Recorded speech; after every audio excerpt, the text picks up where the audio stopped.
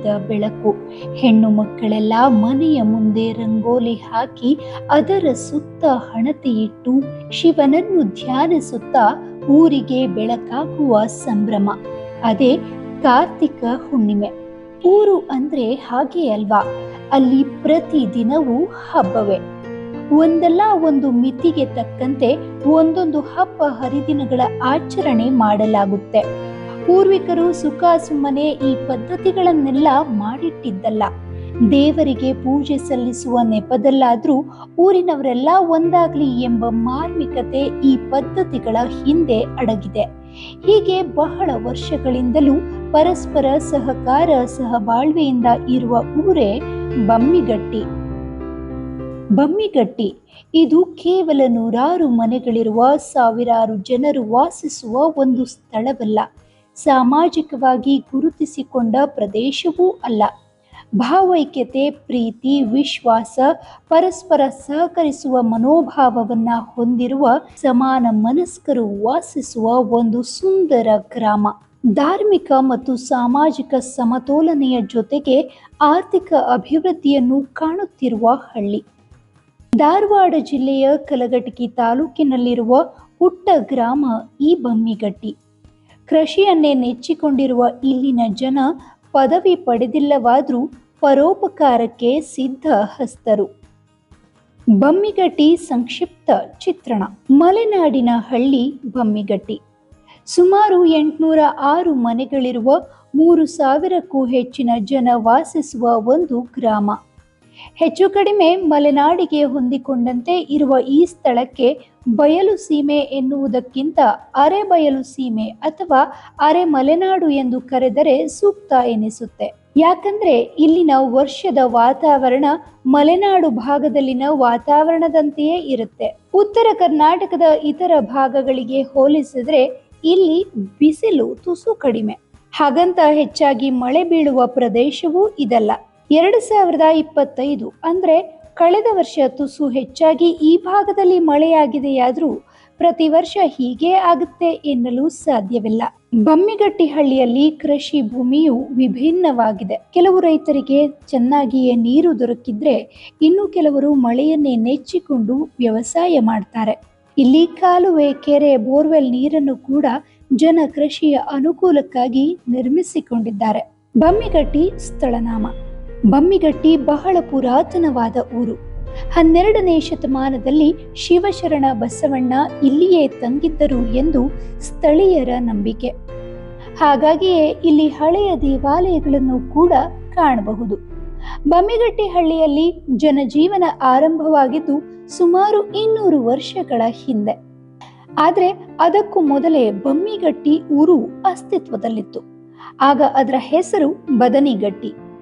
ಈಗಿರುವ ಊರಿನಿಂದ ಉತ್ತರಕ್ಕೆ ಸುಮಾರು 3 ಕಿಲೋಮೀಟರ್ ದೂರದಲ್ಲಿದೆ. ಈಗಿದು ಬರೀ ಹಾಳೂರಷ್ಟೇ. ಪುರಾತನ ಊರು, ಸುಮಾರು 12 ಬಸವಣ್ಣವರು ಇದ್ದ ಕಾಲದಾಗ ಇದ್ದಂಥ ಊರು ನಮ್ಮ ಹಿರಿಯರು ಹೇಳಿದ ಪ್ರಕಾರ. ಆ ಪ್ರಕಾರ ನಮ್ಮದಲ್ಲಿ ಹಳೆ ಊರು ಇತ್ತು ಬದನಿಗಟ್ಟಿ ಅಂತೇಳಿ. ಅಲ್ಲಿ ಹಳೆ ದೇವಸ್ಥಾನ, ಜಗನ್ನಾಥ ದೇವಸ್ಥಾನ ಇತ್ತು. ಈಗ ಹೊಳ್ಳಿ ನಾವು ಪುನರ್ಜೀವನಗೊಳಿಸ್ತಾ ಇದ್ದೀವಿ. ನಮ್ಮ ಹಿರಿಯರು ಹೇಳಿದ ಪ್ರಕಾರ, ಪೂರ್ವಜರು ಹೇಳಿದ ಪ್ರಕಾರ ಅದು ಊರು ಮೊದಲು ಅಲ್ಲಿತ್ತು ರೀ. ಈಗ ಅಲ್ಲೇ ಒಂದಷ್ಟು ಜಮೀನು ಮಾಡೋರಲ್ಲಿ ಬುರುಡಿ ಗಿಡಿ ಸ್ಮಶಾನ ಮಾಡ್ತಿದ್ರಲ್ಲ ಅವರು, ಸ್ಮಶಾನ ಮಾಡೋಲ್ಲಿ ಬುರುಡಿ ಸಿಕ್ಕಿದ್ದು ಒಂದಿಷ್ಟು ಪುರಾವೆ ಇದ್ದವು. ಆಮೇಲೆ ಆ ಊರಿನ ಒಂದಷ್ಟು ಇತಿಹಾಸ ಇತ್ತು. ಆ ಹಿರಿಯರು ಹೇಳ್ತಾರೆ ನಮ್ಮ ಊರಲ್ಲೇ ಇತ್ತು. ಅದು ಈಗೂ ಒಂದಷ್ಟಲ್ಲಿ ಗ್ರಾಮ ಠಾಣ ಅಂತೇಳಿ ಅದು ಊರು ಜಗಾನ ಅಂತೈತಿ, ಊರ್ದಳ ಅಂತೇಳಿ ನಕಾಸ್ದಾಗ ಅದು ಬದನಿಗಟ್ಟಿ ಅಂತ ಊರ ಐತೆ. ಅದಷ್ಟು ಒಂದಷ್ಟು ಏರಿಯಾ ಅದಕ್ಕೆ ಹೊಂದ್ಕೊಂಡು ಒಂದಷ್ಟು ಊರು ಜಮೀನು ಮತ್ತು ರೈತರ ಜಮೀನು ಎಲ್ಲ ಅದಾವ್ರಿ. ಈಗ ಆ ಊರು ಅಂದ್ರೆ ಅವಾಗ ಹಳೆ ಕಾಲಲ್ಲ, ಸ್ವಲ್ಪ ಈ ಕಾಲರ ಬರಾಕತ್ತಿಂದ, ಕಾಯಿಲೆ ಬರಾಕತ್ತಿಂದ ಜನರಿಗೆ ಅವಾಗ ಬಸ್ಸಿನ ಸೌಕರ್ಯ ಅವು ಯಾವುದೂ ಇದ್ದಿಲ್ಲ. ಎಲ್ಲ ನಡ್ಕೊಂಡು ಅಡ್ಡಾಡ್ಬೇಕಿತ್ತು, ಎತ್ತು ಚಕಡಿ. ಆ ಸಂದರ್ಭದಾಗ ಅಲ್ಲಿ ಜನಕ್ಕೆ ಸ್ವಲ್ಪ ಕಾಯಿಲೆ ಬರೋದ್ರಿಂದ ಬಿಟ್ಟು ಈ ಊರಿಗೆ ಇಲ್ಲಿ ಸ್ವಲ್ಪ ಮಳೆಗಾಲ ಒಂದು ಬಾಳ್ರಿ ನಮ್ಮ ಮಲೆನಾಡು ಏರಿಯಾ. ಹಿಂಗೆ ಅಲ್ಲಿ ನೀರಿನ ಮಟ್ಟ ಹೆಚ್ಚಿಗೆ ಆಗಿದ್ರು ಇಲ್ಲಿ ಬಂದು ಸ್ವಲ್ಪ ತೆಮ್ಮ ಊರ ಹತ್ರ ಉಳ್ಕೊಂಡ್ರೆ ಇಲ್ಲೇ ಊರು ದೊಡ್ಡದಾಕೊಂಬದು. ಇದು ಸುಮಾರು ಒಂದು 200 ವರ್ಷಕ್ಕಿಂತ ಹೆಚ್ಚಿಗೆ ಐತಿ ಇಲ್ಲಿ ಊರು ಬಷ್ಟ ಇದ್ದು. ಅದಕ್ಕಿಂತ ಮೊದಲು ಅಲ್ಲೇ ಇತ್ತಂತ ಊರು. ಅದ್ರ ಪುರಾವೆನೂ ಅದಾವ್ರಿಗೆ ಅಲ್ಲಿ ಸದ್ಯ. ಶಿವಶರಣರು ಊರೂರು ಅಲೆಯುತ್ತಿದ್ದ ಕಾಲ. ಬದನಿಗಟ್ಟಿಯಲ್ಲಿ ಭೀಕರ ರೋಗದಿಂದಾಗಿ ಕೆಲವರು ಜೀವ ಕಳೆದುಕೊಂಡ್ರೆ ಉಳಿದವರು ಜೀವ ಉಳಿಸಿಕೊಳ್ಳುವುದಕ್ಕೆ ಊರು ಬಿಡಬೇಕಾಯಿತು. ಸಾಂಕ್ರಾಮಿಕ ರೋಗದಿಂದ ತಪ್ಪಿಸಿಕೊಳ್ಳಲು ಆ ಊರಿಂದ ತುಸು ದೂರದಲ್ಲಿ ಮತ್ತೊಂದು ಊರನ್ನ ನಿರ್ಮಿಸಿಕೊಂಡು ಜನ ವಾಸಿಸೋದಕ್ಕೆ ಶುರು ಮಾಡಿದ್ರು. ಇದನ್ನೇ ಬಮ್ಮಿಗಟ್ಟಿ ಎಂದು ಕರೆದ್ರು. ಇಲ್ಲಿ ಬಮ್ಮಿ ಅಂದ್ರೆ ಬೊಮ್ಮ ಅಥವಾ ಬ್ರಹ್ಮ, ಬ್ರಹ್ಮನ ಊರು ಅಂತ ಸ್ಥಳೀಯರ ನಂಬಿಕೆ. ಇನ್ನು ಇಲ್ಲಿ ಶರಣರು ಬಂದು ರೋಗ ಹರಡದಂತೆ ಪವಾಡ ಮಾಡಿದ್ದು ಮತ್ತೊಂದು ಕತೆ. ಹಿಂದ 12ನೇ ಶತಮಾನದಾಗ ಕಲ್ಯಾಣ ಕ್ರಾಂತಿ ಆಗ್ತದ. ಆ ಕ್ರಾಂತಿ ಆಗೋ ಕಾಲಕ್ಕೆ ಬಸವಣ್ಣನವನ ಮೇಲೆ ಬಿಜ್ಜಳ ರಾಜ್ಯ ಒಂದು ಅಪವಾದ ಹೇರ್ತಾನ. ಹೇರಿದಾಗ ಇವರೆಲ್ಲರೂ ಬಸವಣ್ಣ ಅಪರಾಧ ಹೇರಿದ್ದಕ್ಕೆ ಅಲ್ಲಿ ಎಲ್ಲ ಶರಣರು ಕೂಡ ಈ ಬಿಜ್ಜಳ ರಾಜ್ಯನ ಬೇಡ ಅಂತೇಳಿ ಬಿಟ್ಟು ಬಿಜ್ಜಳ ರಾಜನ ಬಿಟ್ಟು ಹೊರಡ್ತಾರೆ ಇವರು. ಅವಾಗ ಈ ಯಡಿಯೂರಪ್ಪನವ್ರು ಅದಾರಲ್ಲ ಇವ್ರು ಅವಾಗ ಬಹುಶಃ ಅಂತಂತಂದ್ರೆ ಒಂದು 10-12 ವರ್ಷದ ಹುಡುಗಿದ್ದಂತ್ರಿ ಇವ. ಅವ್ರು ಕೂಡ ಬೆನ್ನು ಹತ್ತಿ ಬಂದ ಇವ. ಅವ್ರ ಹೆಸರು ರೇಚಯ್ಯ. ಇವ್ರು ರೇಚಯ್ಯನವರು 771 ವರ್ಷ ಬಾಳ್ಯಾರಿ. 771 ವರ್ಷ ತಿರುಗ್ಯಾರಿ ಇವ್ರು. ಇಡೀ ನಮ್ಮ ವಿಶ್ವವನ್ನು ತಿರುಗ್ಯಾರಿ ಅವರು. ಅಡವ್ಯಾಗಿದ್ರೆ ಅಡಿವಪ್ಪ, ಗುಡ್ದಾಗಿದ್ರೆ ಗುಡ್ದಪ್ಪ, ಹಿಂಗೆ ಮಹಾರಾಷ್ಟ್ರ ಎಲ್ಲ ತಿರುಗ್ಯಾರಿ ಇವರು. ತಿರುಗಿ ಹಂಗೆ ಎಲ್ಲಿ ಹೋಗ್ಕಾರ ಅಲ್ಲಿ ಅವರು ಭೂಮಿ ಗುಣಧರ್ಮವನ್ನು ನೋಡಿ ಮಠಗಳನ್ನು ಸ್ಥಾಪನೆ ಮಾಡ್ಯಾರಿ ಅವರು. ಹಂಗೆ ತಿರ್ಕೊಂತ ಇಲ್ಲಿ ಬಮ್ಮಿಗಟ್ಟಿಗೆ ಬಂದ್ರಿ ಅವರು. ಇಲ್ಲಿ ಬಂದು ಜಳಕ, ಇಲ್ಲಿ ಒಂದು ಹೊಂಡ ಹತ್ರಿ ಅದು ಅಲ್ಲಿ ಆಕೆರಲ್ಲೇ. ಆ ಹೊಂಡದೊಳಗೆ ಜಳಕ ಮಾಡಿಕೊಂಡು ಈ ಗದ್ದಿಗೆ ಐತಲ್ಲ ಇಲ್ಲಿ ಒಂದು ದೊಡ್ಡ ಮಚ್ಚಗಳ್ಳಿ ಬೆಳೆದಿತ್ತಂತ್ರಿ ಮೊದಲವಾಗ. ಸ್ನಾನ ಮಾಡಿ ಬಂದು ಆ ಮಚ್ಚಗಳ್ಳಿ ಒಳಗೆ ಅವರು ಲಿಂಗ ಪೂಜೆ ಕುಂದಿರ್ತಾರೆ. ಯಾರು? ಅವ್ರು ರೇಚಯ್ಯನವರು. ಲಿಂಗ ಪೂಜೆ ಕುಂತ್ಕೊಂಡಾಗ ಲಿಂಗ ಪೂಜೆ ಯಾವಾಗ ಕುಂತಿದ್ರು ಕುಂತ್ಕೊಂಡಾಗ ಈ ಬಮ್ಮಿಗಟ್ಟಿಯಾಗ ಒಬ್ಬ ನೀಲಮ್ಮ ತಾಯಿ ಅಂತಿದ್ಲು. ಆಕಿ ದನ ಮೇಯ್ಸಕ್ಕೆ ಬಂದಾಗ ಆ ಇದ್ರ ಒಳಗೆ ಏನಂತ ಓಂ ನಮಃ ಶಿವಾಯ, ಓಂ ನಮಃ ಶಿವಾಯ, ಓಂ ನಮಃ ಶಿವಾಯ ಅನ್ನುವಂಥ ಶಬ್ದ ಬರಾಕತ್ತಿರ್ತೈತಿ. ಆ ಶಬ್ದ ಕೇಳಿದಕ್ಕೆ ಇಲ್ಯಾಕೆ ಶಬ್ದ ಬರ್ತೈತಿ ಅಂತೇಳಿ ಬಂದ ಹಣಿಕೆ ನೋಡಿದಾಗ ಈ ಜಟಾಧಾರಿಯಾಗಿ ಈ ಸ್ವಾಮಿಗಳು ಕುಂತಿದ್ರಂತ. ಅವಾಗ ಈ ಸ್ವಾಮಿಗಳನ್ನ ಎಚ್ಚರಿಸಿದ್ರಂತೆ ಅವರು. ಯಾರು ನೀವು ಅಂತ ಈ ನೀಲಮ್ಮ ಕೇಳಿದಂತ. ಹಿಂಗೆ ನಾವು ಯಡಿಯೂರಪ್ಪನವರು ಚನ್ನಬಸವಣ್ಣನ ಶಿಷ್ಯರು ಹಿಂಗೆ ಲಿಂಗ ಪೂಜೆ ಕುಂತಿದ್ವಿ. ಯಾಕಮ್ಮ ನಮ್ಮನ್ನ ಯಾಕೆ ಎಚ್ಚರ ಮಾಡಿದೆ ನಾನು? ಅಲ್ರಿಪ್ಪ ಇಂಥ ಕಾನಂತ ಅಡವ್ಯಾಗ ಹಿಂಗೆ ಬಂದು ಕುಂತಿರಲ್ಲ, ನಿಮ್ಮ ಊಟ ಉಪಚಾರ ಏನು ಅಂತ ಕೇಳಿದ್ರಂತ. ಅವಾಗ ಇಲ್ಲವ, ನಂದು ಊಟ ಉಪಚಾರ ಎಲ್ಲ ನನ್ನ ಕಡೆನೇ ಐತೆ ಅಂತ ಹೇಳಿದ್ರಂತ ಅವರು. ಅವಾಗ ಹೇಳಿದಾಗ ನೀ ಯಾಕೆ ದನ ಮೇಯ್ಸಕ್ಕೆ ಬಂದಿ, ನಿನ್ನ ಮಕ್ಕಳಿಲ್ಲ ಅಂತ ಕೇಳಿದ್ರಂತ. ಇಲ್ಲಪ್ಪ ನನಗೆ 2 ಗಂಡು ಮಕ್ಕಳು, 1ನೇ ಮಗ ಮಾರ್ಕ ಬಂದು ತೀರ್ಕೊಂಡು ಹೋಗಿಬಿಟ್ಟ, 2ನೇ ಮಗು ಬಂದತಿ, ಆ ಮಾರ್ಕ ಬಂದು ಅವನು ಮನ್ಯಾಗ ಒದ್ದಾಡಕತ್ತಾನವ, ಹಂಗಾಗಿ ಅವನು ಕಳಿಸ್ಲಾರ್ದಕ್ಕೆ ನಾನ ಬಂದನಿ ಅಂತ ಆ ನೀಲಮ್ಮ ಅಜ್ಜಾರ್ ಹೇಳ್ತಾಳೆ. ಕಮಂಡಲದೊಳಗಿಂದ ಒಂದು ಇವತ್ತಿ ಉಂಡಿ ತೆಗೆದು ಆ ನೀಲಮ್ಮನ ಕೈಯಾಗ ಕೊಡ್ತಾರೆ. ಈ ಇವತ್ತಿ ಉಂಡಿ ಓದು ನಿನ್ನ ಮಗ ಜಂಡು ಬದತ್ತಲ್ಲ, ಆ ಜಂಡು ಬಂದು ಒಂದಿಷ್ಟು ಇವತ್ತಿ ಉಂಡಿ ನೀರಾಗ ಹಾಕಿ ಕುಡಿಸು, ಆರಾಮಾಕೈತಿ. ಆಮೇಲೆ ನಿಮ್ಮ ಊರಾಗ ಯಾರ್ಯಾರಿಗೆ ಜಡ್ಡು ಬಂದೈತಿ ಅಷ್ಟರಿಗೂ ಆ ಇವತ್ತಿ ನೀರು ಕುಡಿಸು, ಆರಾಮಾಕೈತಿ. ಆರಾಮಾಗಿಂದ ಎಷ್ಟು ಕೂಡ್ಕೊಂಡು ಇಲ್ಲೇ ನಾ ಏನು ಕುಂತಲ್ಲ, ಇಲ್ಲಿ ಒಂದು ಮಠ ಕಟ್ರಿ, ಇಲ್ಲಿ ಮಠ ಕಟ್ರಿ, ನೀವು ನಡ್ಕೋರಿ, ನಿಮ್ಮ ತಾಪತ್ರಗಳೆಲ್ಲ ಹೊಕ್ಕವಂತ ಅವಾಗ ಬಸವಣ್ಣವರು ಯಡಿಯೂರಪ್ಪನವರು ಆ ಮುದುಕಿಗೆ ಹೇಳಿದ್ರಂತ. ಅವಾಗ ಈಗ ಮನೆಗೆ ಹೋಗಿ ಆ ಇವತ್ತಿಯನ್ನು ಒಡೆದ ನೀರು ಹಾಕಿ ಮಗ್ ಕುಡಿಸಿದಂತ ನೆಳತಂತ ಮಗ ಎದ್ದು ಎದ್ದು ಕುಂತ ಮತ್ತು ಅಡ್ಡಾಡಕೈತಂತ. ಅವಾಗ ಭಯಂಕರ ಮಂದಿಗೆ ಬಂದಿತ್ತಂತ. ಅವಾಗೆಲ್ಲರೂ ಆರಾಮಾತು, ನಮಗೆ ಆರಾಮಾತಗಳು ಮತ್ತು ಎಲ್ಲರಿಗೂ ಆ ಇವತ್ತಿ ನೀರು ಕುಡಿಸಿದ್ರಂತ. ಅವಾಗ ಅಷ್ಟಿಗೆ ಆರಾಮಂತ. ಆ ಊರಿಗೇನ ಬಂದಂಥ ಮಾರಿ ಬೇನೆ ಹೋಗಿಬಿಡ್ತಂತ್ರಿ ಅದು. 12 ವರ್ಷದ ಹರಿಯಾದ ಕ್ವಾಣ ತುದಿಗೂ ಅಂಬಿರದ ತರುವ, 12 ವರ್ಷದ ಹರಿಯಾದ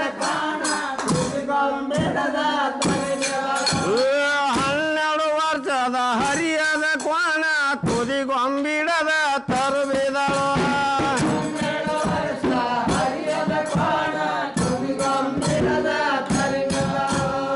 ತುದಿಗೊಂಬಿಡದ ತರಿವ್ಯಾವ ದ್ಯಾಮವ್ವ ಕಾಲ ಮೆಟ್ಟಿಗೊಣ ಕೊಯ್ಯುವಳು.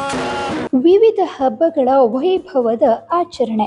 ಬಮ್ಮಿಗಟ್ಟಿ ಸಣ್ಣ ಊರಾಗಿದ್ರೂ ಆಚರಣೆಗಳಲ್ಲಿ ಬಹಳ ದೊಡ್ಡ ಊರು ಅಂತಾನೆ ಹೇಳ್ಬೋದು. ಯಾವೊಂದು ಹಬ್ಬವನ್ನು ಬಿಡದೆ ಪ್ರತಿ ಹಬ್ಬವನ್ನ ಬಹಳ ಶ್ರದ್ಧೆಯಿಂದ ಆಚರಿಸುತ್ತಾರೆ ಇಲ್ಲಿನ ಜನ. ಕಾರ್ತಿಕ ಹುಣ್ಣಿಮೆ, ಶ್ರಾವಣ ಸಪ್ತಾಹ, ಜಾನುವಾರುಗಳ ಜಾತ್ರೆ, ಗ್ರಾಮದೇವಿಯ ಜಾತ್ರೆ, ಅಡವಿ ಸಿದ್ದೇಶ್ವರ ಜಾತ್ರೆ, ಶಿವರಾತ್ರಿ ಒಂದೇ ಎರಡೇ. ವರ್ಷ ಪೂರ್ತಿ ಹಬ್ಬಗಳನ್ನು ಮಾಡುತ್ತಾ ಸಿಹಿ ಹಂಚುತ್ತಾ ಸಹಬಾಳ್ವೆಯನ್ನ ಕಂಡುಕೊಂಡ ಜನ ಬಮ್ಮಿಗಟ್ಟಿಯವರು.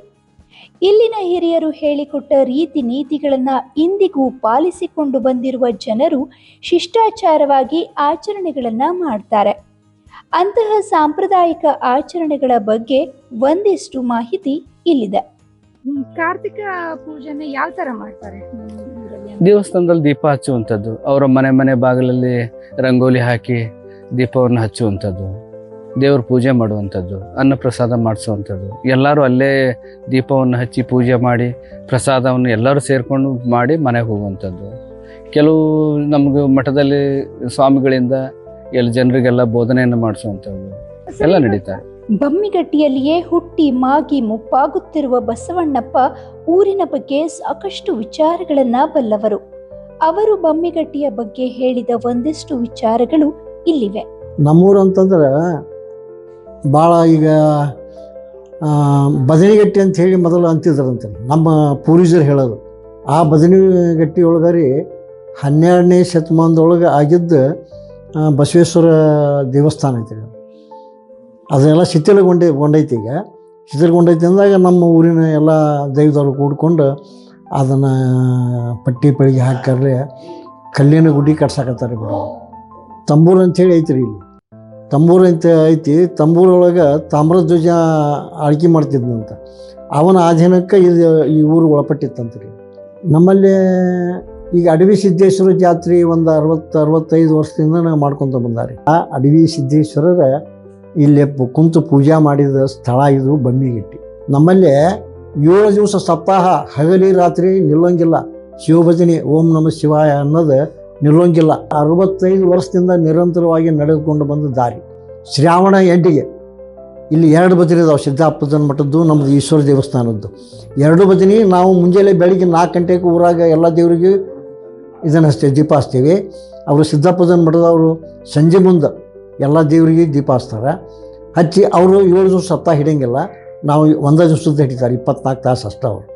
ನಮ್ಮಲ್ಲಿ ಏನೈತಲ್ಲ 7 ದಿವಸ ಶ್ರೀ ಗುರು ಬಸವೇಶ್ವರ ದೇವಸ್ಥಾನದೊಳಗೆ 7 ದಿವಸನೂ ಸಪ್ತಾಹ. ಕೊನೆಯ ಎಂಡಿಗೆ ಅಂದರೆ ಏನು ಶ್ರಾವಣ ಮಾಸದ ಎಂಡಿಗೆ ಅವಾಗ ಏನೈತಲ್ರಿ ಇಲ್ಲಿ ಅವರು ಅಟಪಲಿಕೆ ಉತ್ಸವ ಮಾಡ್ತಾರೆ.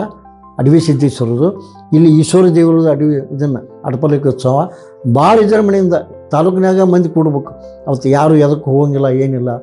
ಹಂಗೆ ಅದೊಂದು ಅಟಪಲಿಕೆ ಉತ್ಸವ ಮಾಡ್ತಾರೆ. ಅಮಾವಾಸ್ಯೆ ದಿವಸ ಇಲ್ಲಿ ದಾಸೋಹ ಪ್ರತಿ ತಿಂಗಳು ನಡೀತದೆ ದಾಸೋಹ. ಆಮ್ಯಾಗ ಇನ್ನೊಂದು ವಿಶೇಷ ಅಂದರೆ ಇದ್ರೊಳಗೆ ರೀ ಯಾವುದ್ರೊಳಗೆ ಮಹಾನವಮಿ ಒಳಗೆ ಪುರಾಣ ಹಚ್ತೀವಲ್ರಿ, ದೇವಿ ಪುರಾಣದೊಳಗೆ 9 ದಿವಸನೂ ಇಲ್ಲಿ ಎಷ್ಟು ಪೂಜೆ ಬಂದಿರ್ತಾವೆ ಅಷ್ಟು ದಿವಸನೂ ಪ್ರತಿ ಓಣಿಯವರು ಒಂದೊಂದು ದಿವಸ ಇಲ್ಲಿ ಅನ್ನಪ್ರಸಾದ ಮಾಡ್ತಾರೆ. ಇಡೀ ಊರಿಗೆ ಸಾಕಾಗುವಷ್ಟು. ಮಾನವಿ ದಿವಸ ಅವತ್ತು ಏನು ಮಾಡ್ತಾರೆ ಅಂದ್ರೆ ಮೆರವಣಿಗೆ ಹೋಗ್ಕಾರ್ಲಿ ಬನ್ನಿ ಮಹಾಂಕಾಳಿಗೆ ಬನ್ನಿ ಮುಡಿದು ಎಲ್ಲರೂ ಇಡೀ ಊರು ಮಂದಿನ ಹೋಗ್ತೈತಿ, ಇಡೀ ಊರು ಮಂದಿನ ಬರ್ತೈತಿ. ನಮ್ಮ ಊರಿನಿಂದ ಹಿಡ್ಕೊಂಡು ಆ ಹೈಸ್ಕೂಲ್ ಒಳಗೆ ಐತ್ರಿ ದೇವ್ರ ಇದೇನದು, ಅಲ್ಲಿ ಮಠವೂ ಹಾಯಾಗಿ ಪುರ್ಸುತ್ತಿರಂಗಿಲ್ಲ. ಅಷ್ಟು ಜನ ಕೂಡ್ಕೊಂಡು ಅದೊಂದು ಕಾರ್ಯಕ್ರಮ ಅದ್ದೂರಿಯಿಂದ ಮಾಡ್ತಾರೆ. ನಾವು ಮೊದಲು ಹೆಂಗೆ ಮಾಡ್ತಿದ್ವಿ ರೀ ಮೇಡಮ್ ಅಂತಂದ್ರೆ ಅವಾಗ ಜೋಳ, ರಾಗಿ, ಕಬ್ಬು ಗಿಬ್ಬು ಏನೂ ಇದ್ದಿದ್ದಿಲ್ಲ. ನುಸ್ತಾ ಇಲ್ಲಿ 100ಕ್ಕೆ 100 ಭತ್ತದ ಜಮೀನೇ ಇವು. ಮಲೆನಾಡು ಸೆರಗರೇ ಇದು, ಜಗ್ಗಿ ಮಳೆ ಆಗದ. ನಾವು ಹೆಂಗೆ ಮಾಡ್ತಿದ್ವಿ ಅಂತಂದ್ರೆ ಈಗ ಭತ್ತ ಈಗ ನಾವು ಒಕ್ಕಲ ಮಾಡ್ತೀವಲ್ರಿ, ಒಕ್ಕಲ ಮಾಡಿದಾಗ ಅವಾಗನ ಈಗ ನಾವು ಮುಂದೆ ಬಿತ್ತಾಕ ಬರುವಷ್ಟು ಬೀಜಗಳನ್ನು 4 ಚೀಲ ಅವರವರ ಕೃಷಿಗೆ ತಕ್ಕಂಗೆ ಯಾರು 1 ಚೀಲ ಇಟ್ಕೊತಿದ್ರು, ಯಾರು 10 ಚೀಲ, ಯಾರು 15 ಚೀಲ. ಅವ್ರು ಹೆಂಗೆ ಇರ್ತಲ್ಲ ಹಂಗೆ ಇಟ್ಕೊಂಡು ಅವನ್ನ ಬೀಜ ಎಲ್ಲನೂ ಒಗತಿ ಮಾಡ್ಕೊಂಡು ಅವ ಬೀಜನ ಬಿತ್ತಿದ್ದು. ಚಾಪಿ ಅಂತ ಬರ್ತಿದ್ವು ಅವಾಗ, ಈ ಬಿದಿರಿನ ಚಾಪಿನ ಅದನ್ನು ಸಾರಿಸ್ತಿದ್ದೀವಿ ರೀ. ಸಾರಿಸಿ ಹುಲಿಯಾರ ರೌಂಡ್ ಮಾಡಿ ಕಟ್ಟಿ ಅದ್ರಾಗ ಭತ್ತ ಹಾಕಿ ಮ್ಯಾಲೆ ಹುಲ್ಲು ಹಾಕಿ ಸಗಣಿಲಿ ಅದನ್ನು ಮ್ಯಾಲೆ ಮೆತ್ತಿ ಬಿಟ್ಟಿವಿ ಅಂದ್ರೆ ಏನೇನು ಹಾಕಿದ್ದಿಲ್ಲ ರೀ ಅವಕ್ಕೆ. ಹಂಗೆ ಇರ್ತಿದ್ವು. ಒಂದು ವರ್ಷ ಅಲ್ಲ, 2 ವರ್ಷ ಅಲ್ಲ, 3 ವರ್ಷ ಇಡ್ರಿ ನೀವು. ಆ ಭತ್ತ ಮ್ಯಾಲೆ ಹೊಡಿದಂಗೆ ಹಂಗೆ ಇದ್ರೆ ಅಕ್ಕಿ ಆದ್ರೆ ಕೇಳ್ತೈತಿ ರೀ. ಹಂಗೆ ಬತ್ತಿದ್ರೆ 2-3 ವರ್ಷ ಗಟ್ಟಲೆ. ಆಮೇಲೆ ಉಣ್ಣಾಕೂ ವರ್ಷದ ಅಕ್ಕಿ ಇದ್ರೆ ಬತ್ತಿದ್ರೆ ಭಾಳ ಚಲೋ ಅನ್ನ ಆಕೈತಿ ರೀ. ಅವಾಗ ಹಕ್ಕಲ ಸಾಳಿ, ಅಂತರ್ಸಾಳಿ, ಸ್ವಾಮಸಾಳಿ, ಗಿನ್ಸಾಳಿ ಹಿಂಗೆ 4-5 ಥರ ಭತ್ತ. ಆಮ್ಯಾಗ ಬರೀ ಏನಿಲ್ಲ, ಬರೀ ಉಪ್ಪು ಅನ್ನ ಅಷ್ಟು ಹಾಕೊಂಡು ಉಂಡ್ರಿ ನೀವು ಹೊಟ್ಟೆ ತುಂಬ್ತಿತ್ತವ. ಈಗಿನ ಅಕ್ಕಿಯೊಳಗೆ ಯಾವ ಸ್ವಾದನೂ ಇರೋಂಗಿಲ್ಲ. ಬಮ್ಮಿಗಟ್ಟಿಯನ್ನ ಕಾಯೋ ಬದನಿಗಟ್ಟಿ ಬಸವ ಜಕಣಾಚಾರ್ಯರಿಂದ ನಿರ್ಮಾಣವಾಗಿದ್ದು ಎಂದು ಊಹಿಸಲಾದ ಬಸವೇಶ್ವರ ದೇವಾಲಯ ಊರಿನ ಅತ್ಯಂತ ದೊಡ್ಡ ಆಕರ್ಷಣೆ. ಶಿಥಿಲಗೊಂಡಿರುವ ಬದನಿಗಟ್ಟಿ ಬಸವ ದೇವಾಲಯವನ್ನ ಈಗ ಮರು ನಿರ್ಮಾಣ ಮಾಡಲಾಗ್ತಿದೆ. ಇಲ್ಲಿ ಹಳೆಯ ಶಿವನ ವಿಗ್ರಹವನ್ನ ಉಳಿಸಿಕೊಂಡು ಅದಕ್ಕೆ ಹೊಸ ಗುಡಿ ಕಟ್ಟಲಾಗಿದೆ. ಇನ್ನು ಬಸವಣ್ಣನ ವಿಗ್ರಹ ಭಿನ್ನವಾಗಿರೋದ್ರಿಂದ ಹೊಸ ವಿಗ್ರಹವನ್ನ ಕೆತ್ತಿಸಲಾಗಿದೆ. ಆದರೂ ಹಳೆಯ ಬಸವಣ್ಣನ ವಿಗ್ರಹವನ್ನ ಕೂಡ ದೇವಾಲಯದ ಹೊರಗಡೆ ಸಣ್ಣ ಗುಡಿಯಲ್ಲಿ ಇಟ್ಟು ಪೂಜೆ ಮಾಡಲಾಗ್ತಿದೆ. ಸ್ಥಳೀಯರು ಹಾಗೂ ಭಕ್ತರ ಸಹಾಯದಿಂದ ಈಗಾಗಲೇ 50 ಲಕ್ಷ ರೂಪಾಯಿಗಳನ್ನ ಖರ್ಚು ಮಾಡಿ ದೇವಾಲಯದ ನಿರ್ಮಾಣ ಕಾರ್ಯ ಮಾಡಲಾಗಿದೆ. ನಂಬಿಕೆ, ಭಕ್ತಿ ಎಂಬ ವಿಚಾರ ಬಂದಾಗ ಒಂದು ಊರಿನ ಜನ ಹೇಗೆ ಒಗ್ಗಟ್ಟಿನಿಂದ ವರ್ತಿಸುತ್ತಾರೆ ಎನ್ನುವುದಕ್ಕೆ ಇದೇ ಉತ್ತಮ ಉದಾಹರಣೆ. ಬಸವೇಶ್ವರರ ಗುಡಿಯ ಸುತ್ತಲಿನ ಜಮೀನುಗಳಲ್ಲಿ ವೀರಗಲ್ಲುಗಳು, ಸಪ್ತಮಾತೃಕೆಯರ ಕೆತ್ತನೆ ಇರುವ ಕಲ್ಲುಗಳು ಕೂಡ ಪತ್ತೆಯಾಗಿವೆ. ಇಷ್ಟಕ್ಕೂ ಇಲ್ಲಿ ಸಿಕ್ಕಿರುವ ಈ ಕಲ್ಲುಗಳು ಬಸವೇಶ್ವರ ದೇವಾಲಯಕ್ಕೆ ಸಂಬಂಧಿಸಿದ್ದ ಅಥವಾ ಇಲ್ಲಿ ಬೇರೆ ದೇವಾಲಯವಿತ್ತ ಎಂಬೆಲ್ಲ ಪ್ರಶ್ನೆಗಳು ಸದ್ಯಕ್ಕೆ ಕೇವಲ ಪ್ರಶ್ನೆಗಳಾಗಿಯೇ ಉಳಿದುಕೊಂಡಿವೆ.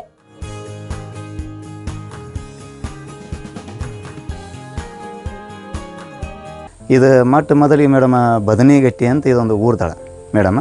ಆಮೇಲೆ ಇದು ಬದನಿಗಟ್ಟಿ ಅಂತ ಊರ್ದಳ. ಈ ಬದನಿಗಟ್ಟಿಯಲ್ಲಿ ಊರ್ದಳೊಳಗೆ ಇಲ್ಲಿ ಒಂದು 200 ವರ್ಷದ ಹಿಂದೆ ಇಲ್ಲಿ ಜನ ಮನೆ ಮಾಡ್ಕೊಂಡು ಓದಿತ್ತು. ಆ ಜನಕ್ಕೆ ಇದೊಂದು ಬದನಿಗಟ್ಟಿ ಬಸವಣ್ಣ ದೇವರು ಮನದೇವರಾಗಿ ಇಲ್ಲಿದ್ನ ರೀ. ಮೊದಲು ಬಸವಣ್ಣ ಸೀದಾ ಇದ್ದ. ಹಿಂದೆ ಈ ಬಸವಣ್ಣನ ದುಬ್ಬದ ಮೇಲೆ ಬಂಗಾರ ಚಿನ್ನ ಇತ್ತು. ಆ ಚಿನ್ನ ಒಡ್ಕೊಂಡು ಹೋಗೋ ಮುಂದೆ ಬಸವಣ್ಣ ತಿರುಗಿ ನೋಡಿದ. ಈಚೆ ಕಡೆ ಬಾಜು ಗುಡಿ ಹಿಂದೆ ಅಲ್ಲಿ ಕಲ್ಲಾಗ್ಯದಾರಂತ ಹಿರಿಯರು ಹೇಳ್ತೀರಿ ಮೇಡಮ್. ಅವು ಇಲ್ಲಿ ತರವರೆಗೂ ಮೂರ್ತಿ ಇದ್ದು ಮೇಡಮ್. ಇವು ಸೈಡ್ ತೆಗೆದಿಟ್ಟ ಮೇಡಮ್ ಮೂರ್ತಿ. ಈ ಬಸವಣ್ಣಗೆ ಮಂದೇವ್ರಲಿಂತ ಹೈವೇರ್ಲಿಂತ ಹಿಡ್ಕೊಂಡು ಸಮೀಪ 300-400 ಕಿಲೋಮೀಟ್ರ್ ದೂರದವ್ರು ಈ ಬಸವಣ್ಣನ ಭಕ್ತರು ಅದಾರ ಮೇಡಮ್. ಅಲ್ಲಿಂದ ಇಲ್ಲಿವರೆಗೆ ಬರ್ತಾರೆ. ಅಂದ್ರೆ ಸ್ಥಳಾದಿ ಬಸವಣ್ಣರಿಗೆ.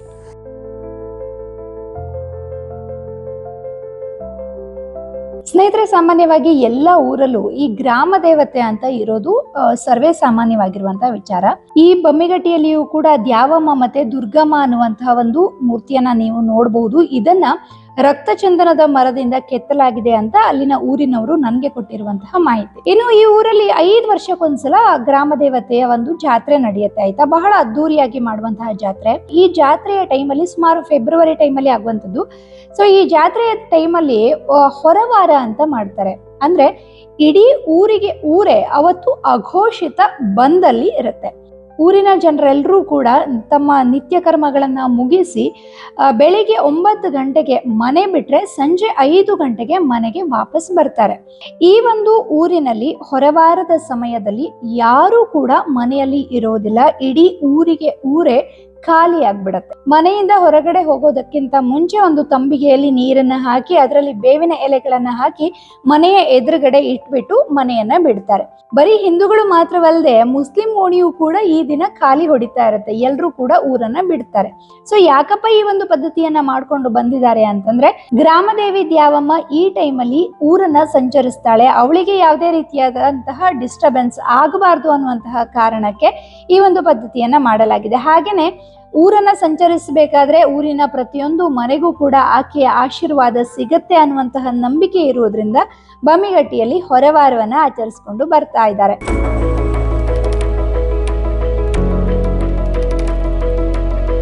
ಬಮ್ಮಿಗಟ್ಟಿ ಊರಿಗೆ ಪ್ರವೇಶಿಸುತ್ತಿದ್ದ ಹಾಗೆ ಸಿಗುವುದೇ ಸತ್ಯಮ್ಮ ದೇವಿ ದೇವಸ್ಥಾನ. ಮೊದಲು ಸಣ್ಣ ಗುಡಿಯಾಗಿದ್ದ ಈ ದೇವಸ್ಥಾನ ಈಗ ಊರಿನವರ ಸಹಕಾರದಿಂದ ಗಟ್ಟಿಯಾಗಿ ನಿರ್ಮಾಣಗೊಂಡಿದೆ. ಇಷ್ಟಕ್ಕೂ ಈ ಸತ್ಯಮ್ಮ ಯಾರು? ಊರಿನ ಒಳಿತನ್ನು ಮಾಡುವ ದೇವಿಯಾಗಿ ಆಕೆ ಇಲ್ಲಿ ಉಳಿದದ್ದು ಹೇಗೆ? ತಿಳ್ಕೊಳ್ಳೋಣ ಬನ್ನಿ. ಸತ್ಯಮ್ಮ ಅಂದ್ರೆ ಈಗ ಪೂರ್ವಿ ಒಡ್ರವ್ರು ಇವರು, ಬ್ರಿಟಿಷರ ಬರೋದಕ್ಕಿಂತ ಮುಂಚೆ ಬಂದವ್ರು ಇವರು. ಬಂದು ಇಲ್ಲಿ ಹಂಗ ಉಳ್ದವ್ರು ಇವರು. ಕುಟ್ಲಾ ಕಟ್ಕೊಂಡು ಇಲ್ಲಿ ಗಂಡ ಹೆಂಡತಿ ವಾಸಿದ್ರು ಸತ್ಯಮ್ಮ ಅಂತೇಳಿ. ಅವ್ರು ವಾಸಿದ್ದಾಗ ಅವ್ರ ರಾತ್ರಿ ಬ್ರಿಟಿಷರು ಬರ್ತಿದ್ರಲ್ಲ, ಅವಾಗ ಹಾದಿಕ್ಯಾರ ಬಂದವರಿಗೆ ಇವರೇ ಮತ್ತು ತಮ್ಮ ಕಷ್ಟಬಂದ್ ಮಾಡಿ ಕಣ ಹೊಡ್ಕೊಂಡ್ಬಂದು ಕಾಳದು ಇಟ್ಕೊತಿದ್ರಲ್ಲ, ಅವನ್ನ ಅವಾಗ ಗೇಣಿ ಬಂದು ಇದ್ದಿದ್ದಿಲ್ಲಂತೆ. ಗೇಣಿದ್ದಂತ ಅವ್ರ ರೈತರ ಮನ್ಯಾಗ ಹೋಗಿ ಬಿಸಿ ಕಲ್ಲ ಅವ್ನು ಬೀಸ್ಕೊಂಡು ಅಕ್ಕಿ ಇರ್ತಿದ್ರಂತ. ಅವಾಗ ಒಂದು ದಿವಸ ರಾತ್ರಿ 8 ಗಂಟೆ 9 ಸುಮಾರ ಒಂದಿಷ್ಟು ಮಂದಿ ಬಂದಂತ ಕಡೆಯಿಂದ ಗುಡ್ಸಲ್ದಾಗ ಒಂದು ತುಗುಣಿ ಬೆಳಕು ಕಾಣ್ತದ. ಅದೇ ಹಸ್ಕೊಂಡು ಬಂದಿದ್ರಂತ ಅವ್ರು. ಹಸ್ಕೊಂಡು ಬಂದು ಹೊತ್ನ್ಯಾಗ ಇಲ್ಲಿ ಬೆಳಕೈತಡಿ ಅಂತೇಳಿ ಆ ಮುಚ್ಚಿನ ಹೋಗಿ ಕೇಳ್ಯಾರ ಜೋಪಡಿ. ಅವಾಗ ಎದ್ದಂತ ಸತ್ಯಮ್ಮ. ಈ ಎದ್ದು ಯಾಕವ ಇಲ್ಲವ ನಾವು ಹಸ್ಕೊಂಡು ಬಂದವಿ ನಮಗೊಂದು ಸ್ವಲ್ಪ ಊಟ ಕೊಟ್ಟು ಚಲೋ ಆಕತಿ ಅಂತೇಳಿ ಕೇಳಿದ್ರಂತ. ಆಯ್ತು ಬರ್ರಿ ಆಕಿ ಭಾಳ ಒಳ್ಳೆ ಮನುಷ್ಯಳ ಅವಾಗ ಆಯ್ತು ಬರ್ರಿ ಅಂತೇಳಿ ಬಡ ಆಗ 7-8 ಬಂದಿದ್ರಂತವ್ರು. ಅವಾಗ ಅದನ್ನ ಕರೆದು ಆ ಅಡಿಗೆಯನ್ನ ಮಾಡಿ ಅವ್ರಿಗೆ ಊಟ ಮಾಡಿ ಕಳ್ಸಿದ್ರಂತ. ಊಟ ಮಾಡಿ ಕಳ್ಸಿದ್ರಂತ ಮತ್ತೆ ಅವ್ರು ಬಳ್ಳಿ ಹೊರತ ಅವ್ರು ಯಾರು ಬ್ಯಾರೆ ಅಲ್ಲ, ಅವ್ರ ಏನು ಪರೀಕ್ಷೆ ಮಾಡೋದು ದೇವತೆಗಳೇ ಬಂದಿದ್ರಂತ. ಆದ್ರೆ ಹೆಂಗಾಗಿ ಬಂದಾರ ಭಿಕ್ಷುಕರಾಗಿ ಬಂದಿದ್ರಂತ. ಅವ್ರು ರಾತ್ರಿ 9 ಗಂಟೆ ಮೇಲೆ ಬರ್ಬೇಕಾದ್ರೆ ಅವಾಗ ಆಯ್ತು ಬಾ ಊಟ ಮಾಡಿ ನಮ್ ತೃಪ್ತಿ ಮಾಡಿ ಇನ್ನು ಮುಂದೆ ನಿಂದ ಈ ಬಮ್ಮಿಗಟ್ಟ್ಯಾಗ ಪವಾಡ ಬೆಳಿಲಿ, ನಿನ್ನ ಅದ್ಭುತವಾದ ಶಕ್ತಿಯನ್ನು ತೋರ್ಸ ಅಂತೇಳಿ ಆಶೀರ್ವಾದ ಮಾಡಿದ್ರಂತ. ಅವತ್ತಿನಿಂದ ಇವತ್ತಿನಗೂ ಸತ್ಯಮ್ಮನ ಗುಡಿ ಹಿಂಗ ಮೊದಲ ಸತ್ಯಮ್ಮ ಗುಡಿ ಹೆಂಗಿತ್ತು ನೋಡಿದ್ರಿಲ್ಲ, ಒಂದು ಗುಡಿಸಲಿದ್ದಂಗಿತ್ತು. ಅಂತಾದ ಇಲ್ಲಿ ಬರೋ ಭಕ್ತರದಿಂದ ಎಲ್ಲ ಕೂಡ್ಕೊಂಡು ಈಗ ಸತ್ಯಮ್ಮ ಗುಡಿ ಹೆಂಗೈತೆ ಕೈಲಾಸ ಆದಂಗ ಆಗೈತಿ. ಇದು ಪುರಾತನವಾಗಿರುವಂತಹ ಊರಾಗಿರೋದ್ರಿಂದ ನೋಡೋದಕ್ಕೆ ಇಲ್ಲಿ ಸಾಕಷ್ಟು ಉತ್ತಮವಾಗಿರುವಂತಹ ಪ್ಲೇಸ್ಗಳು ಕೂಡ ಇದೆ. ಒಂದು ಹಳ್ಳಿ ಅಂತಂದ್ರೆ ಮುಂಚಿನ ಕಲ್ಪನೆ ಬೇರೆ, ಇವಾಗಿನ ಕಲ್ಪನೆ ಬೇರೆ. ಇಲ್ಲಿನೂ ಕೂಡ ಹಳ್ಳಿಯವರು ಪೇಟೆಗೆ ಹೋಗೋದಿರ್ಬೋದು ಅಥವಾ ಹಳ್ಳಿಯಲ್ಲಿ ಇರುವಂತಹ ಕುಲ ಕಸುಬನ್ನು ಬಿಟ್ಟು ಬೇರೆ ಕೆಲಸವನ್ನು ಮಾಡೋದಿರ್ಬೋದು, ಇದೆಲ್ಲವನ್ನ ಮಾಡ್ತಾರೆ. ಬಟ್ ದ ಥಿಂಗ್ ಈಸ್ ಬಮ್ಮಿಗಟ್ಟಿಯ ಒಂದು ಪ್ರೌಡ್ ವಿಷಯ ಏನಂತಂದರೆ ಇಲ್ಲಿ ಈಗಲೂ ಕೂಡ ಕಮ್ಮಾರಿಕೆ ಅಥವಾ ಮಡಿಕೆ ಮಾಡೋದು ಇಂಥ ಬಡಿಗೆ ಕೆಲಸ ಇವೆಲ್ಲವೂ ಕೂಡ ಈಗಲೂ ಇದೆ, ಈಗಲೂ ಮಾಡ್ಕೊಂಡು ಬರ್ತಿದ್ದಾರೆ. ಈಗಲೂ ಜನ ಅದಕ್ಕೆ ಅಷ್ಟೇ ಬೇಡಿಕೆಯನ್ನ ಇಟ್ಕೊಂಡಿದ್ದಾರೆ. ಒಂದ್ ಕತ್ತಿ ತಯಾರು ಮಾಡ್ಬೇಕು ಅಂದ್ರೆ ಏನೆಲ್ಲ ಮಾಡ್ಬೇಕು? ಮೊದಲ ಪಟ್ಟಿ ಇರ್ತೈತ್ರಿ, ಪಟ್ಟಿ ಇರ್ತೈತಿ, ಒಬ್ರು ಬಡಿಬೇಕ್ರಿ, 2 ತಾಸು ಹಿಡಿತೈತ್ರಿ. ಒಂದ್ ಮಾಡ್ಬೇಕು, ರೆಡಿ ಮಾಡ್ಬೇಕು. ಇವಂದ್ರೆ ಕಬ್ಬಣದ ಪೀಸ್ ತಗೊಂಡು ಅದನ್ನ ಕಾಸಿ ಕಾಯಿಸ್ಕಾಲ ಒಬ್ರು ಬಡಿಬೇಕ್ರಿ. ಬಡಿದಿಂದ ಅದ ರೆಡಿ ಮಾಡಿ ಆವಾಗ ಈ ಟೈಪ್ ಮಾಡಿ ಯಾವ ಟೈಪ್ ಹೇಳಿದ್ರೆ ಆ ಟೈಪ್ ಮಾಡ್ಬೇಕ್ರಿ. ಎಲ್ಲಿ ನೀವು ಮಾರಾಟ ಮಾಡ್ತೀರಾ? ಇಲ್ಲೇ ಜನ ಬಂತು ತಗೊಳಕ. ನೀವೇನ್ ಕೆಲಸ ಮಾಡ್ತೀರಾ? ಹೇಗ್ ಮಾಡ್ತೀರಾ ಇದು? ಕಬ್ಬನ ತಗೊಂಡು ಆಮೇಲೆ ಇರ್ಗಿ ಹಾಕಿ ಕಾಸ್ತೇವ್ರಿ. ರೈತರು ಒಯ್ತಾರ್ರಿ, ಕುಡ್ಗೋಲ್, ಕುರ್ಚಿಗಿ, ಕೊಡ್ಲಿ, ಕಂದ್ಲಿ. ನೀವ್ ಏನ್ ಕೆಲಸ ಮಾಡ್ತೀರಾ? ನಾವು ಈ ಮಡಿಕೆ ಮಾಡ್ತೇವ್ರಿ, ಕುಂಬಾರಿಕೆ ಮಾಡಿ. ಕುಂಬಾರಿಕೆ. ಇದು ಹೇಗೆ ನಿಮ್ಗೆ ಇದನ್ನ ಮಾಡ್ಬೇಕು ಅಂತ ಗೊತ್ತಾಗಿದ್ದು? ಗೊತ್ತು, ನಮ್ಮ ತಂದೆಯವ್ರ ಕಾಲ್ ಕಿರಿಕಿನ ಮಾಡ್ತಿದ್ರು, ಅದನ್ನ ನೋಡ್ಕೊಂತ ನಾವು ದಂಧೆ ಮಾಡ್ಕೊಂತ ಬಂದಿವಿ. ಹೇಗ್ ಮಾಡ್ತೀರಾ? ಮಡಿಕೆನ ಹೇಗ್ ತಯಾರು ಮಾಡ್ತೀರಾ? ನಾವು ಮಣ್ಣು ನೆನ ಹಾಕ್ರಿ, ತಿಗ್ರಿ ಮೇಲೆ ಹಾಕಿ ತೆಗಿತೀವಿ. ಎಲ್ಲಾನು ಮಾಡಿಟ್ಕೊಂಡು ಆ ಬಳಕ ಒಮ್ಮೆ ಬಟ್ಟಿ ಹಾಕಿ ಸುಟ್ಟು ತೆಗಿತೇವ್ ನಾವು. ನಿಮ್ಮ ಮಡಿಕೆ ಮಾಡೋದ್ ನಿಮ್ ಮಕ್ಳಿಗೂ ಎಲ್ರು ಕಲ್ತಿದ್ದೀರಾ? ಈಗ ಒಬ್ಬ ಕಸ ಕಲ್ತಾನ್ರಿ, ಅದು ಸ್ವಲ್ಪ ಕಲಿತಾನ. ನಮ್ಮ ಅಪ್ಪರ ಕಾಲದಿಂದ ಮಾಡ್ತಾ ಇದ್ದೇವೆ ನಾವು. ರೈತರ ಸಾಮಾನ, ರೈತರಿಗೆ ಏನೇನ್ ಸಾಮಾನು ಬೇಕು ಒಕ್ಕಲು ಮಾಡಕ, ಕುಂಟಿ, ರಂಟಿ, ಬಾಗಿಲುಗಳು, ಕಿಟಕಿ, ಇವೆಲ್ಲ ರೈತರಿಗೆ ಏನೇನ್ ಮನೆಗಳಿಗೆ ಬೇಕಾವು, ಹೊಲಕ್ ಬೇಕಾವು ಎಲ್ಲಾ ಸಾಮಾನು ಮಾಡ್ಕೊಡ್ತೀವಿ. ಮರ ಇಲ್ಲಿ ರೈತರ ಕಡೆ ಹಳೆ ಮರ ಇರ್ತಾವಲ್ಲ, ಅವನ್ನ ಕೊಡ್ತಾರ, ಅವನ್ನ ತಗೊಂಡ್ ಮಾಡ್ತಾರ, ಅವ್ರ ಕೊಡ್ತಾರ. ಬಾಳಿಕೆ ಬರುವಂತದ ಬಾಗಿಲಿಗೆಲ್ಲ ಇವು ಟೀ ಕುಡ್ ಹಾಕ್ತಿವಿ, ಅದೇನ ಬಾಳಿಕೆ ಬರೋದು. ಮನಿಗೆಲ್ಲ ಮತ್ತಿ ಕಟ್ಟಿ ಹಾಕ್ತಿವಿ, ಆಗ ಬಾಳಿಕೆ ಬರೋದು. ಇಂಥವೆಲ್ಲ ಹಾಕ್ತಿವಿ. ಗೆಳೆ ಸಾಮಾನ್ಕ ಅವೆಲ್ಲ ಕಾಡು ಮರಗಳು, ಅವು ಕೆಟ್ಟಿರೋ ಮರಗಳನ್ನ ಹಾಕ್ತಿವಿ. ತಂದೆಯವ್ರು ಮಾಡ್ತಿದ್ರು, ಅವ್ರು ಬಿಟ್ಟ ನಂತರ ನಾ ಮಾಡ್ತಾ ಇದ್ದೀನಿ. ಈಗ ನಮ್ಮ ಮಕ್ಕಳೆಲ್ಲ ಸಾಲಿ ಕಲಿತಾ ಇದಾರೆ. ಅವ್ರಿಂದ ಮಾಡಕ್ಕೆ ಮುಂದೆ ಇಷ್ಟಪಡ್ತಾರೋ ಇಲ್ಲ ಗೊತ್ತಿಲ್ಲ, ಬಟ್ ಅವ್ರಿಗೆ ಐಡಿಯಾ ಐತಿ ಮಾಡೋದು ಮಕ್ಕಳಿಗೆ. ಎಲ್ರು ಇದನ್ನೇ ಹೇಳ್ತಾರಪ್ಪ, 2 ಜಡೆ ಸೇರಿದ್ರೆ ಅಲ್ಲಿ ಜಗಳ ಗ್ಯಾರಂಟಿ ಅಂತ. 2 ಜಡೆ ಸೇರೋದಕ್ಕೆ ಆಗೋದಿಲ್ಲ, ಅಂದ್ರೆ ಹೆಣ್ಮಕ್ಳು ಜೊತೆಗಿದ್ರೆ ಜಗಳ ಗ್ಯಾರಂಟಿ ಅಂತ. ಆದ್ರೆ ಇದನ್ನು ಸುಳ್ಳು ಮಾಡುವಂತಹ ಒಂದು ಕುಟುಂಬ ಈ ಬಮ್ಮಿಗಟ್ಟಿಯಲ್ಲಿ ಇದೆ. ಹೌದು, ಹಿಂದೆ ಇತ್ತಲ್ವಾ ಅವಿಭಕ್ತ ಕುಟುಂಬ ಅನ್ನುವಂತಹ ಒಂದು ಕಾನ್ಸೆಪ್ಟ್. ಇಡೀ ಮನೆಯ ಪ್ರತಿಯೊಬ್ರು ಕೂಡ ಒಟ್ಟಿಗೆ ಜೀವನ ಮಾಡ್ತಿದ್ರು. ಅದೇ ರೀತಿ ಬಮ್ಮಿಗಟ್ಟಿಯಲ್ಲೂ ಕೂಡ ಇಂತಹ ಒಂದು ಕುಟುಂಬ ಇದೆ. 30ಕ್ಕೂ ಹೆಚ್ಚಿನ ಜನರು ಒಂದೇ ಮನೆಯಲ್ಲಿ ವಾಸ ಮಾಡ್ತಾ ಇದ್ದಾರೆ. ಕುಟುಂಬ ಬಗ್ಗೆ ಅಂತ ಈಗ ನಾವು 4 ಜನ ಅಣ್ಣ ತಮ್ಮರು, 4 ಜನನು, ಆಮೇಲೆ ನಮ್ಮ ಮಕ್ಕಳು ಮತ್ತು ಮೊಮ್ಮಕ್ಕಳು ಎಲ್ಲ ಕೂಡ ಅಂದ್ರೆ ಒಂದು 43 ಜನ ಅದ ಈಗ ಮನೆಯಾಗ. ಮೊಮ್ಮಕ್ಕಳನ್ನ ಹಿಡ್ಕೊಂಡು 43 ಜನ ಆಗ್ತದೆ. ಒಂದು 4-5 ಮಂದಿ ಅತ್ಯಾರ ಅದ ಮನ್ಯಾಗ, ಒಂದು 12 ಮಂದಿ ಸ್ವಸ್ಥ್ಯಾರ ಬಂದಾರ. ಅವರು ಮಕ್ಕಳು ಮೊಮ್ಮಕ್ಕಳು ಮತ್ತೆ ಇಷ್ಟೆಲ್ಲ. ಸಾಮಾನ್ಯವಾಗಿ ಊರುಗಳಲ್ಲಿ ಆರೋಗ್ಯ ಕೆಟ್ಟರೆ ಆಸ್ಪತ್ರೆಗೆ ಹೋಗುವುದೇ ಕಡಿಮೆ. ನಾಟಿ ಔಷಧಿಯಲ್ಲಿಯೇ ಕಾಯಿಲೆಗಳನ್ನು ಗುಣಪಡಿಸಿಕೊಳ್ತಾರೆ. ಅದಕ್ಕೆ ಸರಿಯಾಗಿ ವೈದ್ಯಕೀಯ ಅಭ್ಯಾಸ ಮಾಡದೇ ಇದ್ರೂ ರೋಗ ಲಕ್ಷಣ ತಿಳಿದು ಔಷಧ ಕೊಡುವ ಕಲೆಯನ್ನು ಕೆಲವರು ಕರಗತ ಮಾಡಿಕೊಂಡಿರ್ತಾರೆ. ಅಂಥವರಲ್ಲಿ ಬಮ್ಮಿಗಟ್ಟಿಯ ಆಸ್ತಿಯೇ ಆಗಿದ್ದ ಭೀಮಸಿಂಗ್ ಪರಶುರಾಮ್ ಸಿಂಗ್ ದೊಡವಾಡ ಕೂಡ ಒಬ್ಬರು. 25-30 ವರ್ಷದಿಂದ ನಮ್ಮ ತಂದೆಯವರು ಬಸಾಪುರದಾಗ ಹೊಲ ಮಾಡ್ತಿದ್ರು. ನಮ್ದು ಹೊಲ ಅಲ್ಲಿ ಐತ್ರಿ. ಅಲ್ಲಿ ಕುರುಬರು ಕಾಯಕ್ಕೆ ಬರ್ತಾರಂತ ದಡ್ಡಿ. ಅವ್ರು ಕುರುಬರು ನಮ್ಮ ಅಪ್ಪಾರಿಗೆ ಪರಿಚಯ ಆದ್ರಂತ. ಕುರುಬರು ಪರಿಚಯ ಆಗಿಂದ ನಮ್ಮ ಅಪ್ಪಾರಿಗೆ ಅವ್ರು ಕಲಿಸಿದ್ರಿ ಮೇಡಮ್. ಇದೊಂದು ವಿದ್ಯೆ ಐತಿಪ್ಪ, ಕಾಮಾಲೆ ರೋಗಕ್ಕೆ ಮನೆ ಮದ್ದು ಅಂತ ಹೇಳಿ ಅದನ್ನ ಮಾಡ್ಕೊಂತ ಹೋಗೋದು ಜನರಿಗೆ ಒಳ್ಳೇದಾಗುತ್ತೆ ಅಂತ. ಅವಾಗಿಂತ ನಮ್ಮ ತಂದೆಯವ್ರು ಮಾಡ್ಕೊಂತ ಬಂದಾರ. ಅವಾಗಿಂತ ಕಾಮಾಲೆಗೂ ಕೊಡ್ತಾರ್ರಿ, ಹೊಳ್ಳಿ ಮುಡ್ದೋಸ್ ಅಂತ ಬರ್ತೈತ್ರಿ, ಅದಕ್ಕೂ ಹಾಕ್ತಾರೆ. ಅವ್ರು ಈಗ ಸದ್ಯ 2021 ಎಕ್ಸ್ಪೈರ್ಡ್ ಆಗಿಂದ ನಾವು ಮಾಡ್ಕೊಂತ ಇದ್ದೀವಿ. ಅವಾಗೇನೋ ಅವ್ರ ಕೈ ಗಾಯ ಆಗಿತ್ತಲ್ರಿ ಮೇಡಮ್. ಅವಾಗ ರೀಸೆಂಟ್ ಆಗಿ ಒಂದು 2-3 ಮಂದಿ ಬಂದಿಂದ ಅವ್ರು ಕರ್ಕೊಂಡು ಹೋದ್ರಿ ಮೇಡಮ್. ನಾವು ಮುಗಿತು ಹೋಗುಣ ಅಂತ ಹೇಳಿ ಕರ್ಕೊಂಡು ಹೋದ್ರಿ ಮೇಡಮ್. ಅವಾಗ ಅಲ್ಲಿ ಹೊಲ್ದಾಗ ಹೋಗಿ ನಮ್ಗೆ ಆದ್ರೆ ಮೇಡಮ್ ಒಂದು ಗಿಡದಾಗ ಬೇರೆ ಇರ್ತೈತ್ರಿ ಅಲ್ಲಿ ನೆಲದಾಗ, ಅದನ್ನ ಹಾಕೊಂಡ ಗುದ್ದಲಿ ಹಾಕೊಂಡು ಬಂದು ಮನೆಗೆ ತಗೊಂಬಂದ್ರಿ ಮೇಡಮ್. ಅದನ್ನ ತೆಗೆದು ಅದ್ರ ಒಳಗಿಂದ ಬೇರ್ ತೆಗೆದು ಹೋಗದ್ರಿ. ಅದ್ರ ಮ್ಯಾಗಿಂದ ಸಿಪ್ಪಿ ಅಷ್ಟನ್ನ ಹಾಕಿ ಜಜ್ಜಿ ಹಾಕಿ ಕಟ್ತೇವೆ, ಕೈ ಕಟ್ತೇವ್ರಿ ಮೇಡಮ್. ಅದಷ್ಟೇ. ಅಲ್ಲಿಂತ್ರ ಒಂದು 3 ಅಥವಾ 2-3 ದಿನದಾಗ ನಾವು ಸುಟ್ಕೊಂಡಿರ್ತೇವಲ್ರಿ. ಏನಾರ ಮಾಡಿ ಸುಟ್ಕೊಂಡಾಗ ಗುಳಿ ಇರ್ತೈತಲ್ರಿ, ಗಾಯ ಆಗಿರ್ತೈತಲ್ಲ, ಹಂಗೆ ಗಾಯ ಆಗಿ ಹೊಡಿತೈತ್ರಿ ಮೇಡಮ್. ಹೊಡೆದು ಇದಾಕಂದ್ರೆ ಕ್ಲಿಯರ್ ಆಗತ್ತೆ. ನಮ್ಮ ತಂದೆಯವ್ರ ದಾರ ಅಂತೇಳಿ ಮನೆಗೆ ಹಾಕ್ಲಕ್ ಬರ್ತಾರ್ರಿ ಮೇಡಮ್. ಅವ್ರ ಈಗ ಹೊರಗಡೆ ನಮ್ಮೂರಾಗ ಇಲ್ಲಿ ಸುತ್ತಮುತ್ತ ಒಳಗೆ ಬರ್ತೈತ್ರಿ. ಅವ್ರು ತೀರ್ಕೊಂಡಿದ್ದೆ ಒಂದ್ ದೂರ ಎಲ್ಲೇ ಒಂದು ತಾಲೂಕು ದೂರ್ಲಿಂತ್ರ ಜನ ಬರ್ತಿರ್ತದಲ್ರಿ. ನಮ್ಮ ತಂದೆ ಭೀಮ್ಸಿಂಗ್ ಆಧಾರ್ ಹಾಕ್ತಾರ ಅಂತೇಳಿ ಬರ್ತಾರಲ್ರಿ.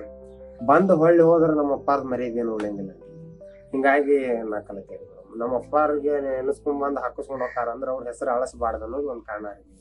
ಅವ್ರದ್ದು ಹಂಗ ಮುಂದೆ ಒಳ್ಳೆ ಅದಂತೇಳಿ ನನ್ನ ಜನ್ಮದ ಕೊಟ್ಟ ಹಂಗ ಬರಲಿ ಅಂತೇಳಿ ನಾವು ಮಾಡ್ತೀವಿ.